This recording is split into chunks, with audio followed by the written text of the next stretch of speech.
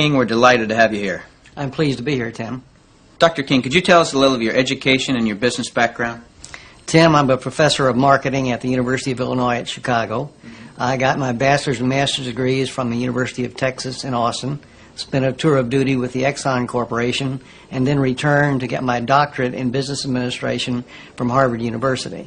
More important to this discussion, over the last 6 years, I've been involved in doing research, teaching, and consulting in network marketing. So coming from such a conservative school, and I know you a little bit, and I know you to be very conservative, what caused you to look at network marketing to begin with? In 1990, we had a major economic recession in the United States. The Midwest and Chicago particularly were very badly hit. As a result, the interviewers stopped coming to campus. We were graduating hundreds of students a semester, and they weren't getting jobs. Our alumni were coming back to us, losing their jobs, looking for help, and we had nothing to offer them.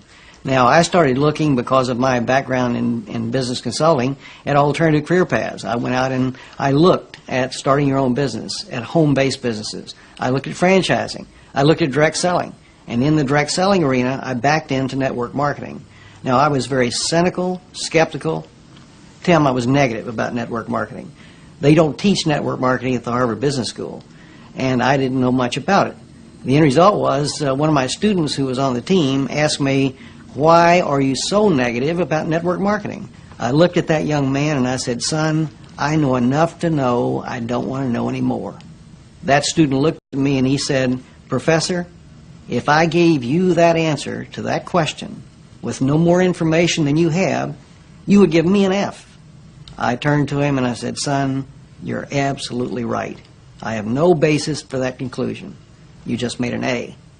As a result, we went to the library, we went to meetings, and for the next 6 months, we did due diligence on the network marketing industry. I visited the top companies, I talked to network marketing leaders, I became an evangelist. In 1990-91, we started teaching network marketing in the marketing curriculum at the university. Wow. Was there any resistance from the dean of the school or the alumni? As it turned out, our dean at the time was a very entrepreneurial operator. He was looking for outreach programs that we could initiate. I had done my due diligence. We were getting good reviews in terms of student responses. So the dean said, "Maintain your professional profile and let's move forward with network marketing." What is your view of the industry of network marketing now, and where do you see it going in the future? Tim, the industry is coming of age. Today we have computer and management information systems. So we have gone through a dramatic technological wave in the 1980s, the early 90s. I argue now we're moving into the wave of professionalism, and I emphasize professionalism at several levels. Number one, we are seeing more and more professionals, physicians, dentists, attorneys, CEOs, college professors, going into network marketing. Secondly, we're seeing a completely different attitude on the part of the press. The Wall Street Journal, Forbes, the Chicago Tribune, regional dailies around the United States are giving network marketing very positive press. On the other hand, the universities are accepting network marketing as a legitimate channel of distribution.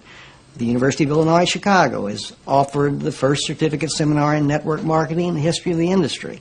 The University of Houston is going to be sponsoring network marketing as part of their outreach entrepreneurial programs. We are seeing more and more community colleges setting up network marketing courses on their campuses. So I see this industry growing dramatically over the next 10 years. It's currently a $20 billion industry in the United States. We have 7 to 10 million distributors in operation. The industry is growing at about 10 to 12% a year, in contrast to 3 or 4% for traditional retail sales. So on my view, the industry is absolutely coming of age. Suppose you run across the super skeptic. What advice do you have for them? Tim, I would recommend they do precisely what I did. I was a super skeptic.